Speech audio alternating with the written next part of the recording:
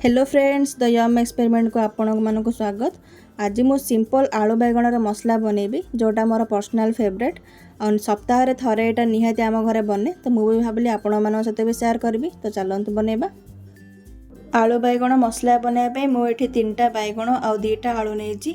आलू को मुझे धोईकी चोपा छड़े देती। एबे आपको लंबा लंबा काटिदेवे। आपण चाहिए छोट छोट पीस करें। सेमती बैगण को बड़ बड़ पीस रे काटिदबा।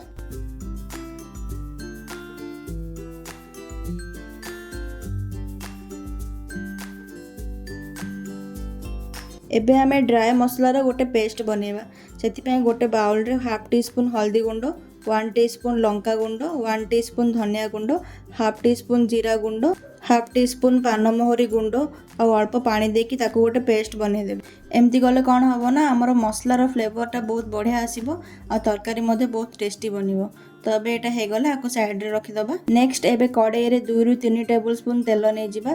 तेल गरम होला परे आमे एथिरे 1/4 टीस्पून हेंगु पकेबा। तापरे एबे काटिकी रखिथिबा आलू और बैगण को आमे एथिरे पकेकी हाई फ्लेम रे गोल्डन ब्राउन होला पर्यंत फ्राई करबा। तो जते बेले पर्यंत एटा फ्राई होची आमे एपटे गोटे मसलार पेस्ट बनैकी रेडी कर दबा। ग्राइंडर जार रे 2टा पियाज, 1 इंच अदा, 5 ରୁ 6टा रसुण और गोटे कंचा लंका पकई फाइन पेस्ट गोटे बनै देबे।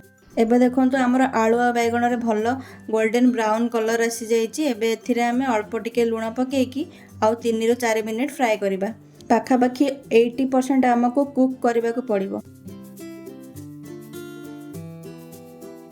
एबे देखंतु चेक करबा आलू हमर एठी सिझी गलानी। पाखा पाखी 80% सिझी जाईची। एबे हमको प्लेट को बाहर कर दबा। जदि वीडियोटी भल लागुची ताहले लाइक शेयर और चैनल को प्लीज सब्सक्राइब कर देबे। तापरे सही सेम कड़ाई रे 1 टेबल स्पून तेल नहीं जिबे। तापरे हाफ टी स्पून जीरा पकेइबा। जीरा फुटला परे आमे जो मसला पेस्ट बनैथिले ताको एठी ऐड करिबा। मसला को एठी आमे गोल्डन ब्राउन हैला पर्यंत फ्राई करिबा बा कंचा स्मेल गला पर्यंत फ्राई करिबा। एबे देखंतु मसला हमर गोल्डन ब्राउन हे जाईची। एबे आमे पूर्वरु जो गोटे मसला बनैकी रखिथिले ताको आमे एठी ऐड करिबा। एबे एही मसला को पियाज सहित भल भाव में मिसई दे पाखा पाखी आउ 2 ରୁ 3 मिनिट आमे ताको फ्राई हेबा को दबा। आपण एठी देखि पारुथिबे मसलार कलर केते बढ़िया आसीची और फ्लेवर मध्य बढ़िया आसुची। एबे आमे एथिरे हाफ चामच लूण पकेबा। जेहेतु आमे आलू आ बैगण भाजिला बेले लूण पकेइथिले तो लूणटा एठी देखिकी पकेबे।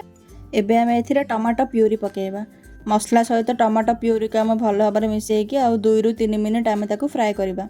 आपण चाहिले टमाटो को छोट छोट काटिकी मध्य एठी देई परिबे बा एमती प्यूरी मध्य देई परिबे।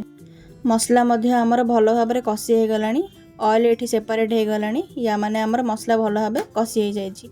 एबे आमे एथिरे ग्रेवी पई पानी दबा। एठी मु 1 कप पानी देईची। एबे आमे ग्रेवी को भलो भाव में मिसई दबा। एबे आमे आलू बैगण पकेइबा। मसला सहित आलू बैगण को भल भाव में एठी मिसई दबा। आपण चाहिले एही स्टेज रे डायरेक्ट आलू और बैगण को काटिकी मध्य देई परिबे। किंतु आलू बैगण को एमती फ्राई करी पकेले ना तार टेस्ट 2 गुण हो जाए। आउ गोटे भी ऑप्शन अछि। आपण चाहिले प्रेशर कुकर रे प्रथमे मसलार बेस बनै देबे। तापर आलू बैगण काटिकी पकेई देबे। गोटे हुइसिल दे देबे। एमती रे भी आपणकर प्रेशर कुकर रे झटपट बनिकी रेडी हे जिवो। आपण पाखरे 2 ରୁ 3टा ऑप्शन अछि। आपण जोटा चाहेबे बनै परिबे। एबे आमे आकु कवर करिकी लो मीडियम फ्लेम रे 5 ରୁ 6 मिनिट पर्यंत सिझिबा को दबा। एबे एटा हमर हे गलानी।